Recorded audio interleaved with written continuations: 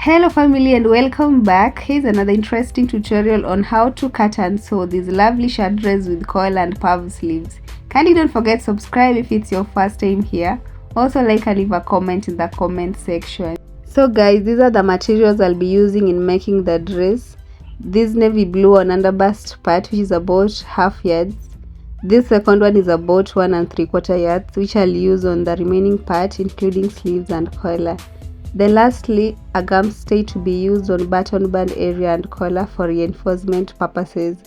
I also have two drafting papers, one for front and the other for the back part. So now let's start drafting front part. First, I'm going to square a line right at the very top, about 0.25 inches away. Then we label it as shoulder line. And once I'm done, I'll go ahead and also measure 2.5 inches repeatedly on the side edge from top to bottom, and this is for the button allowance. Hence we'll draw a line along the marks put like that. So like I said, this is button allowance. Now I'm going to be taking vertical measurements all from the shoulder line. The first is shoulder line to bust line at 10 inches. To under bust line at 13 inches, then to waistline at 15.5 inches. Though for hip line, I'll mark 9 inches from waistline. Take note that this paper ain't enough for my full length, and I'll be forced to add more allowance when I'll be cutting on actual fabric. I'm going to repeat all the vertical measurements I took earlier on side as well in order to achieve straight lines.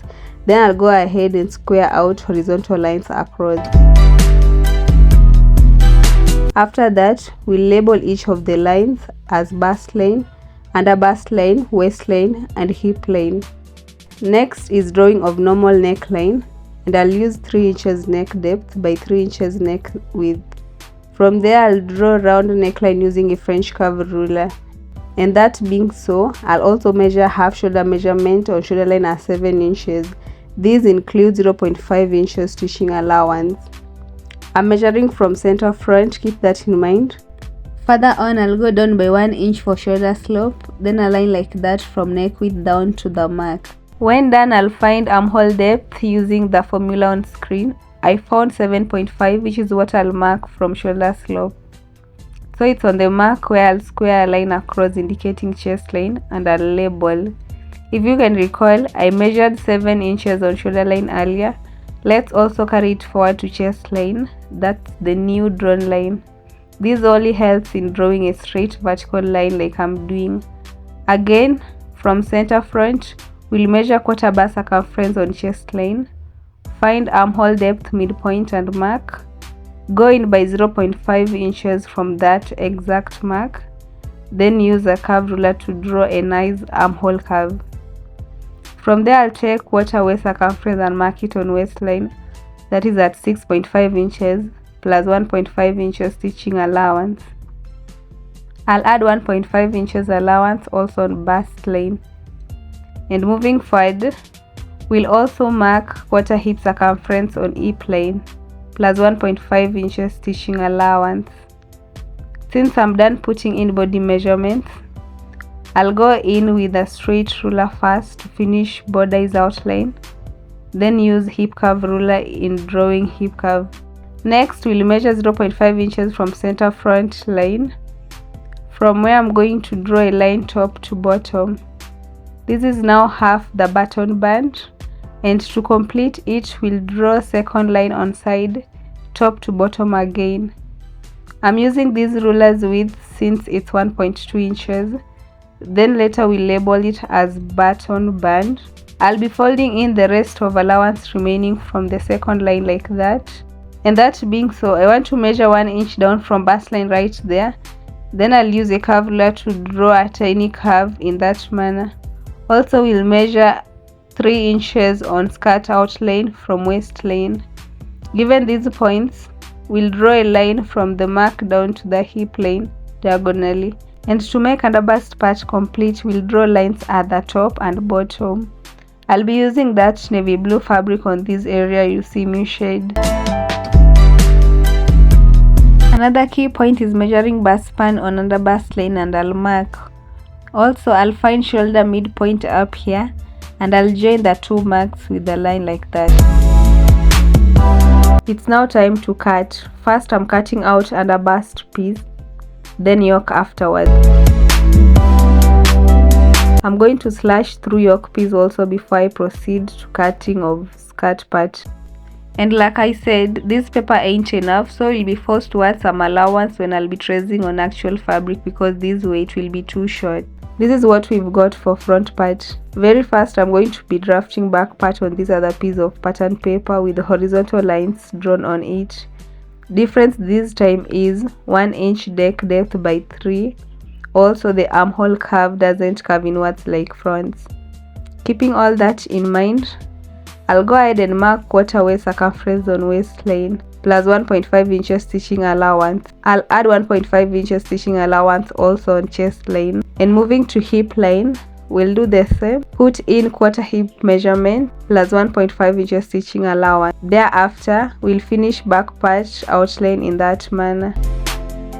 Again, I want to measure 3 inches down from waistline on skirt outline and also on the center back.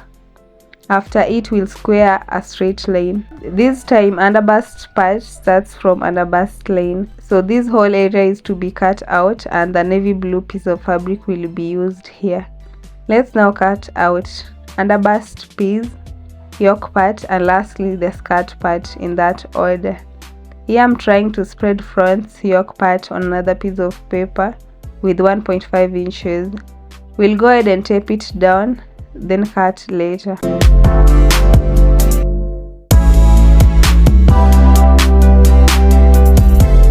After slashing and spreading it, you'll have to gather it a bit to be able to fit cap part. Up to this point, I haven't slashed and spread skirt piece. Here are top parts, both front and back, after tracing on main fabric. As you can see, I left about 0.5 inches stitching allowance at the top and bottom edges. Also bear in mind that back pieces are on fold. Let's now notch on fabric where the button band starts and ends.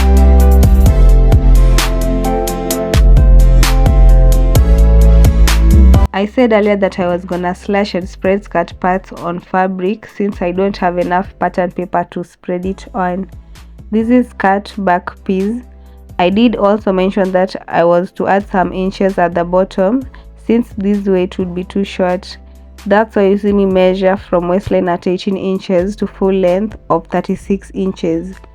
Guys, this piece of fabric is on fold into 2 with wrong side. And when I put my tape measure at 18 inches on waistline, you can see total full length actually is 36 inches plus about 1 inch folding allowance right here. From skirt waistline to hip line is 6 inches. That's what this line is, hip line. As I'll be slashing and spreading, I'll ensure 2 of the hip lines align.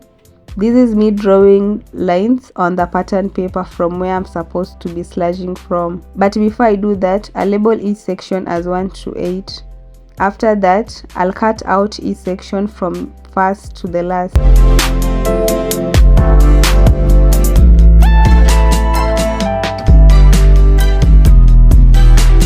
So guys, this is me trying to spread each section on fabric. I'll pin the first section from the fold. Have in mind that hip lines must align. That should act as line of reference. Just like that, I'm going to be spreading them one after the other with about 1.5 inches as I pin down to the other end.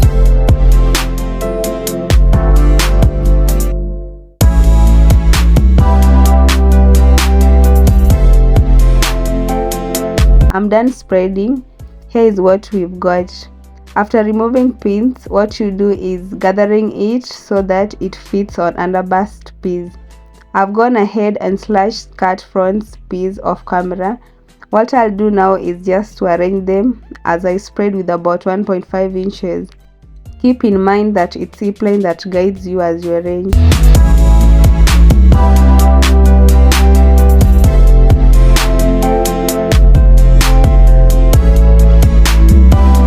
I've arranged and spread to the last piece, and it's now time to shape top edge in that manner.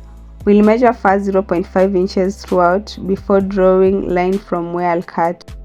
Let's remove pins and also put pattern papers aside. Here we go guys. What I'm going to do next is making gathers on skirt piece for it to fit under bust piece. Also, we'll go ahead and remove all pins used in this yoke piece and pattern papers too. This is what we have. From here, I'm going to make gathers on yoke piece, and that will result to it forming a cap. I've made gather stitches on both pieces. We'll then pull one of the strings either on upper or lower side to gather it a little bit. After I'm done, I'll bring forth under bust piece in order to start stitching. First, let's see if yoke and under bust pieces are same measurements. I realized I needed to adjust with about half an inch. I'm done adjusting, so now we'll just pin it down to under bust piece from one end to the other. Once I'm done, I will stitch on the pin area. This is how it should look like from the right side, and here is how to stitch it practically.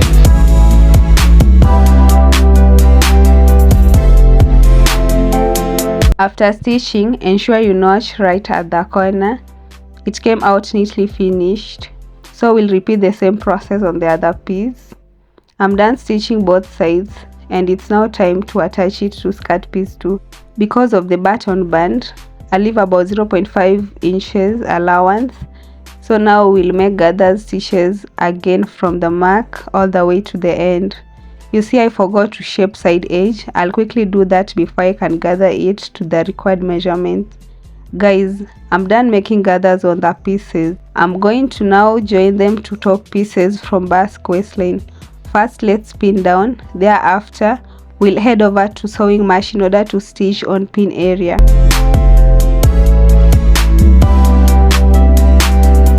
Here is how end result should look like. This is me stitching on sewing machine. It was somehow hard since it's not straight. I had to make a sharp turn towards the end. Also, me trying to make notches around the sharp turn. Take note that it's important to notch in order to eliminate any wrinkles that might form. Here I'm ironing it before I can proceed to next thing.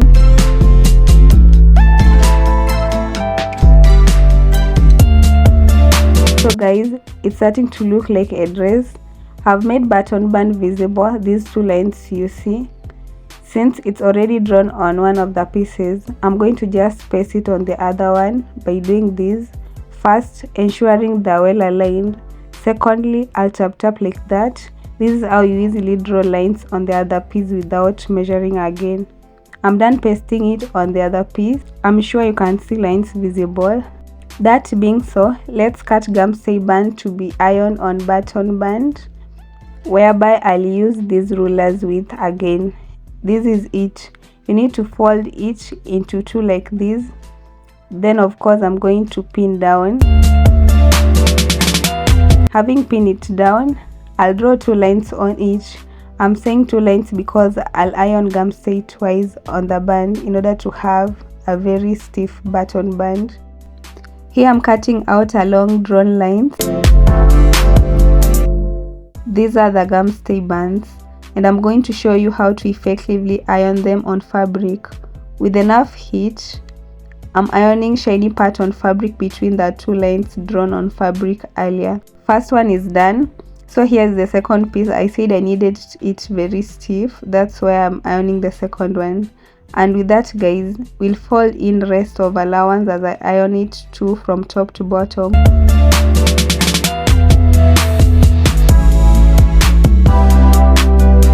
Again, we'll fold in about 0.25 inches of the allowance as I iron as well.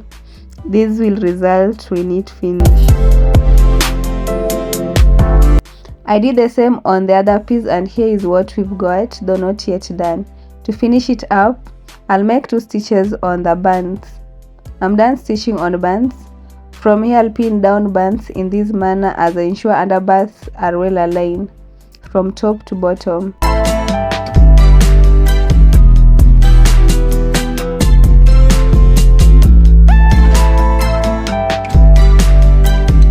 Let's work on back pieces as well. First, I'll remove all pins and pattern papers, leaving only fabrics. This is how to stitch them. I'll put right sides together, then we'll stitch with 0.5 inches. Once I'm done, I'm also going to make gather stitches right at the top edge of the skirt part piece and gather it to required measurement, after which I'll attach it to top part. Did as explained, guys. So since I'm always obsessed with fitting waistlines, I'll do some waist snatching. I'm here measuring half bust span, then I'll draw that line in that manner. That depth I'll use is 8 inches. After marking, I'll again mark on waistline, so it's on waistline where I'm going to be measuring 0.5 inches on each side of that line. Then I'll use that in drawing a normal dart. I've also drawn a line, as you can see. So now I want to stitch this piece of fabric on it, which is going to act as back yoke facing. It's after stitching it when I'll trace out necklines and shoulder line. This is how it looks like before cutting neckline and shoulder line. And I'm going to cut out excess fabric, as can be seen. The facing is important since we'll use it to join shoulders neatly. By that I mean neat finish both on outside and inside. This is how that can be achieved. Use facing piece to cover up everything else, then stitch with about 0.5 inches. After fixing shoulder lines, we'll also stitch on sides with body measurements. I'm done stitching on sides. From here I'll fix these sleeves on armholes. I'll put a link on how to make puff sleeves in the description, kindly check it out. And this is how that is achieved, by spreading hem flat like that, after which I'll pin down all round. When done, I'll stitch on pin area with 0.5 inches for both. Here is the end result after fixing sleeves. I'll finish up with collar fixing. I didn't want this video to be too long, so I decided to make collar off camera. Here is it. Therefore, I'm going to stitch it all round the neckline. Also, we'll make buttonholes and buttons later. This is the end result of my stylish shirt dress. Collar looks neat and the dress too. What do you think, guys? Kindly keep the comments coming. I'm glad you guys like my tutorials. If you haven't subscribed, please do so and give this video a thumbs up. We'll meet you guys in our next tutorial. Bye.